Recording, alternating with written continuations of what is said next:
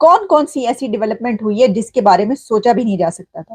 पहली बात तो ये कि MBS crown prince of Saudi Arabia Mohammed bin Salman Iran जा रहे हैं।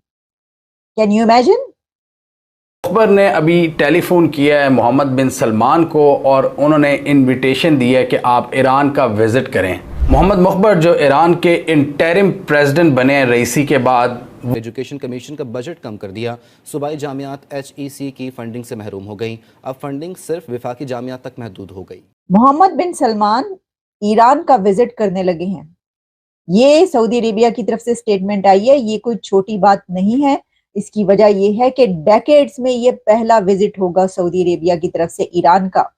यौम तकबीर पर मुल्क भर में आज आम तातील है। वफा के साथ सूबाई हुकूमतों ने भी नोटिफिकेशन जारी कर दिए।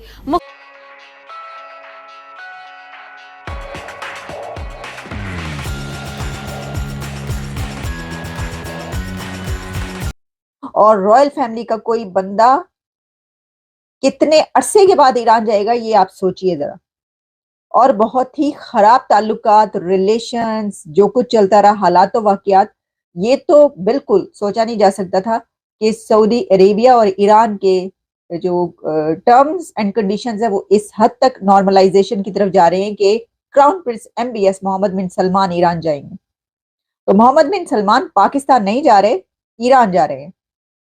पाकिस्तान जाने की हो रही थी कि पाकिस्तान जा रहे हैं, पाकिस्तान जा रहे हैं। वो जैसे फौरी तौर पर तो हमारा तो मतलब काम ही है ना, कोई एक बात पता चले तो उसको हम आसमान पर जो है आसमान सर पे उठा लेते हैं कि जी ये होने लगा।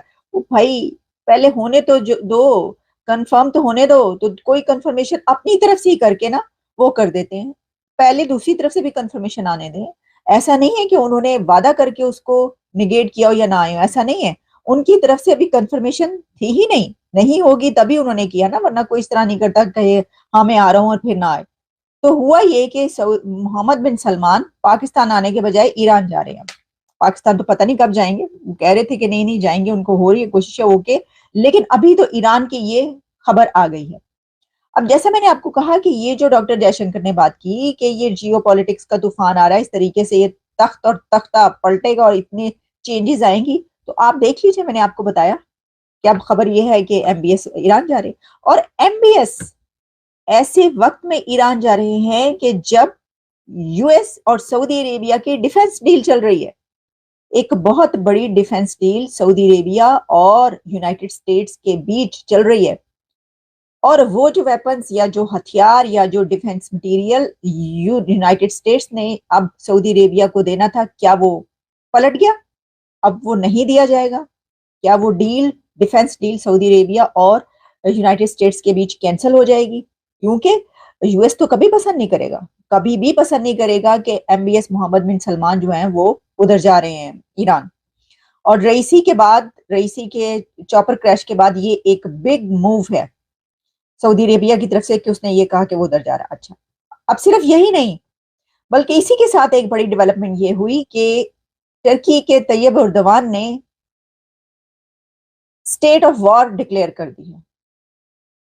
तैयब एर्दोगान जो कि कुछ दिन पहले उन्होंने ये कहा था, खतरा जाहिर किया था कि जो इजराइल है वो अटैक करेगा टर्की पर।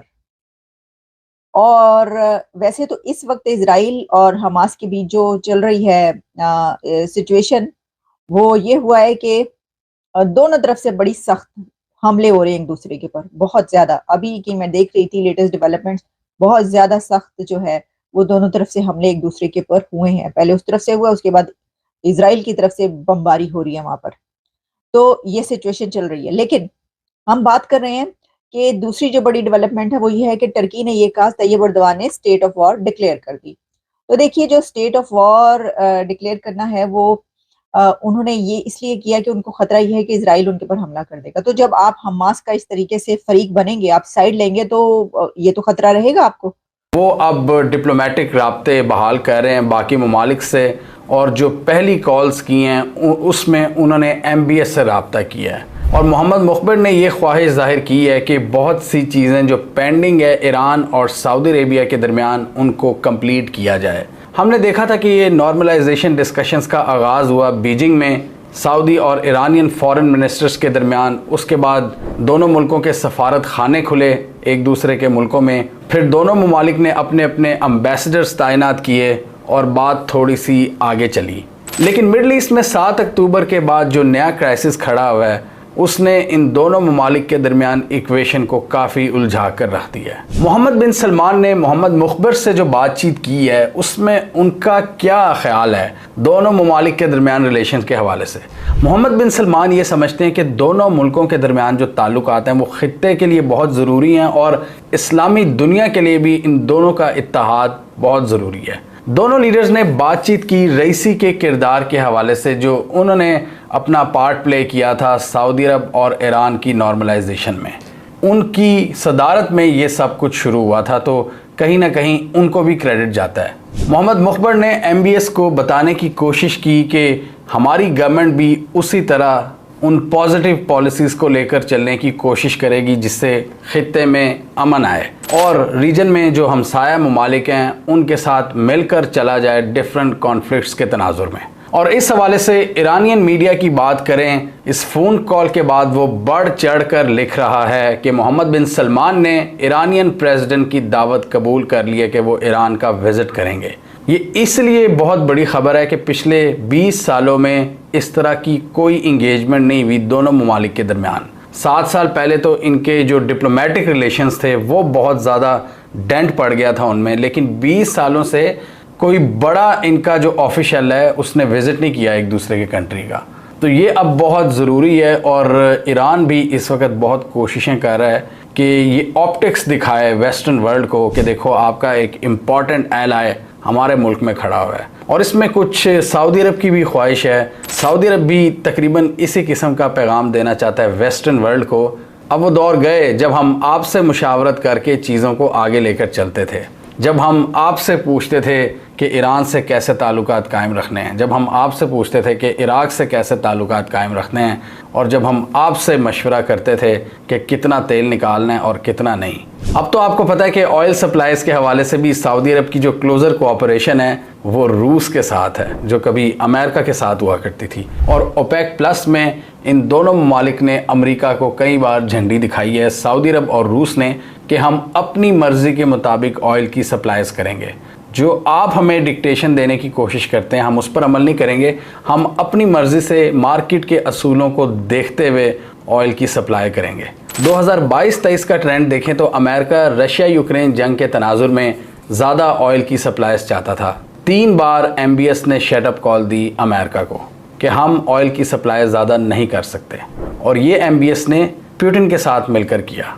तो इसी तरह अब MBS अपनी फॉरेन पॉलिसी को मज़ीद डाइवर्सिफाई करना चाहते हैं। ईरान के साथ जो इनकी इंगेजमेंट थी ये एक बहुत बड़ा सबूत थी, वो भी चाइना के साथ मिलकर, और अमेरिका को पैगाम दिया था कि भाई अब आपकी हुक्मरानी के दौर गए, अब हम अपनी मर्ज़ी से फ़ैसले करेंगे। इसके साथ ही उन्होंने सीरिया के बशारुल असद से भी हाथ मिलाया और हूसी से भी, यमन के जो हूसीज़ हैं अंसारुल्लाह, उनसे भी निगोसिएशंस का आगाज़ कर दिया था। इसलिए इन दोनों मुल्कों में ख्वाहिश तो है सऊदी अरब और ईरान में कि आपस में इंगेजमेंट की जाए और वेस्ट को एक मजबूत पैगाम दिया जाए कि जो तफरकाबाजी की तुम कोशिशें करते हो, जो हमें लड़वा कर डिवाइड एंड रूल की पॉलिसी को अपनाते हो, हम उस पर नहीं चलेंगे। और इसमें बहुत ज़्यादा क्रेडिट चाइना को जाता है जिसने इनको ये चीज़ सिखाई है कि भाई इकॉनमी पर फोकस करो, ट्रेड एंड कनेक्टिविटी पर फोकस करो, रीजनल अलायंसेस पर फोकस करो। बहुत से मुल्क हैं रीजन के जो ये बात समझ गए हैं और बहुत से नहीं समझे। अब सवाल ये पैदा होता है कि सऊदी अरब और ईरान के दरमियान मसाइल आ कहाँ पर रहे हैं।